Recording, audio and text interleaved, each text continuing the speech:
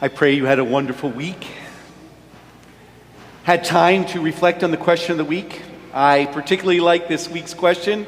As a matter of fact, I think I've asked it 3 times over the years, at least. And the question, if you can't remember, was simply, have I experienced any miracles in my life? To share those with others. And in our small groups, and sometimes not so small groups, I enjoyed hearing about people's miracles. And if we reflect on it long enough, we realize that we've all experienced miracles. That having experienced miracles, we can't help but to sing with the psalmist, I will praise you, Lord, for you have rescued me. I know that's true in my own life. The images that we're given in our first reading today from the book of Kings and our gospel passage are stark realities that open up for us the mystery of our faith. There are those who believe the gospel we proclaim is made up, has human origins,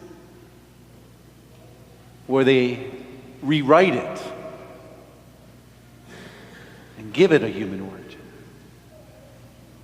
But like St. Paul, we know that the gospel we proclaim is from God,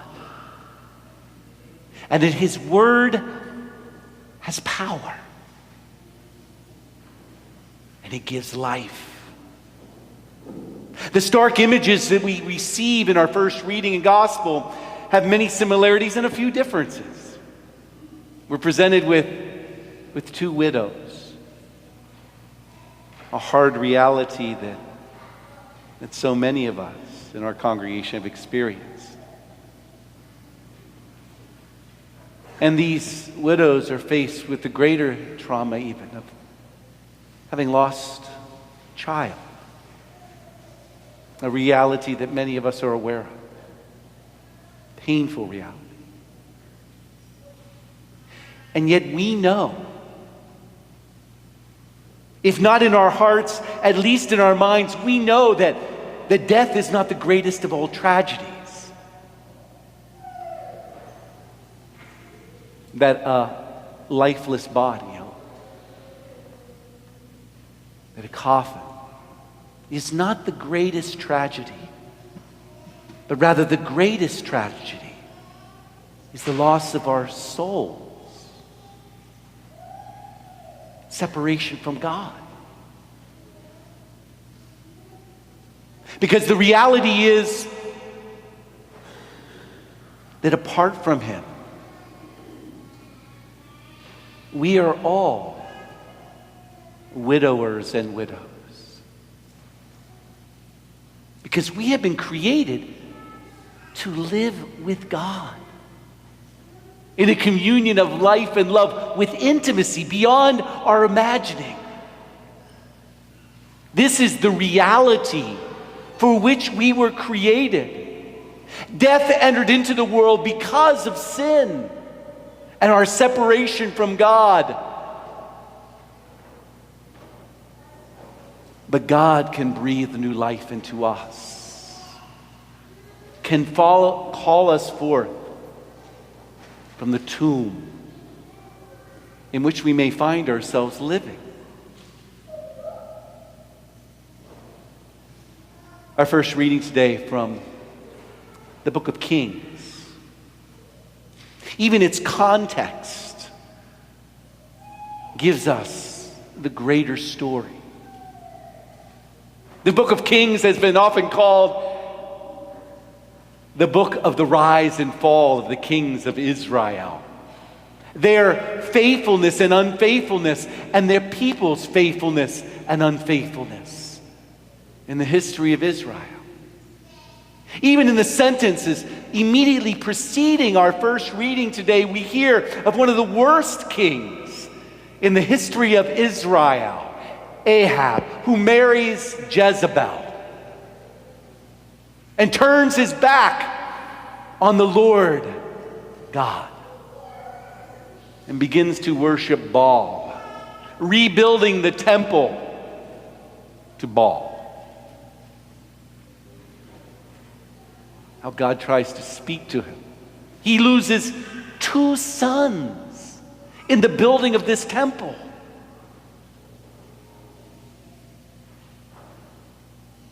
But his eyes are not open.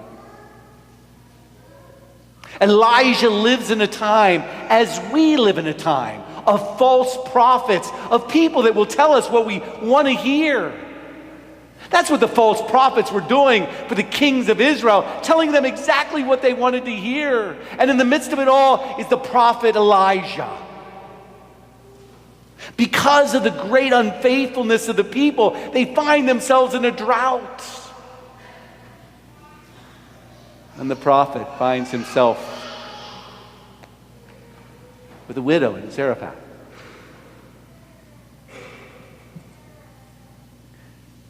And he takes the now breathless body of her son from her lap.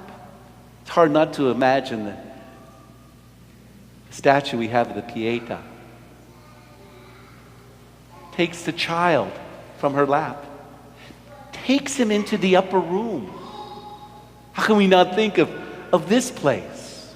The upper room where the Lord celebrated the first Eucharist, reuniting us to our bridegroom, giving us life.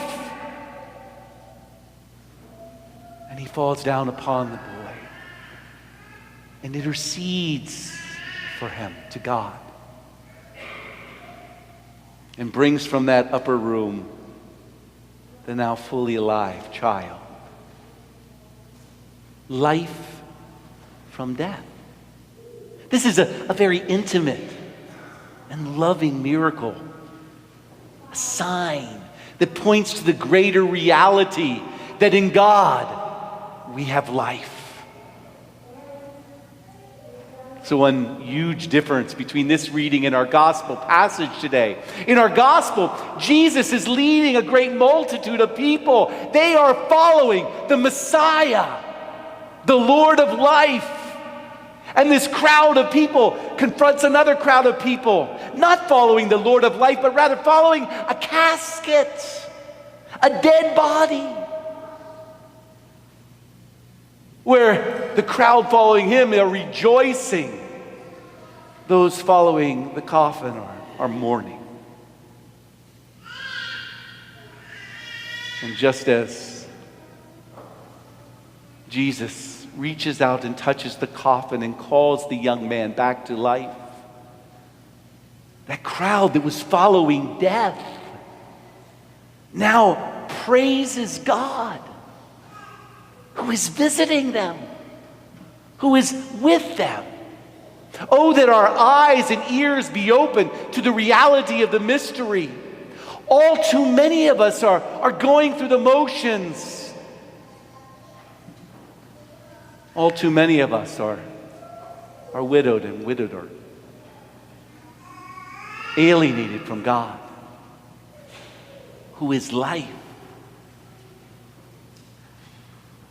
As we reflected on our miracles, and hopefully as you reflect on them in the days ahead, ask the question to people when you meet them and start talking. When you run out of questions, say, hey, by any chance have you ever experienced any miracles? They are beautiful to hear.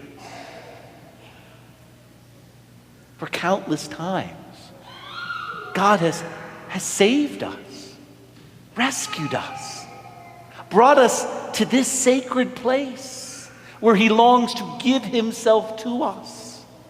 Because the greatest miracle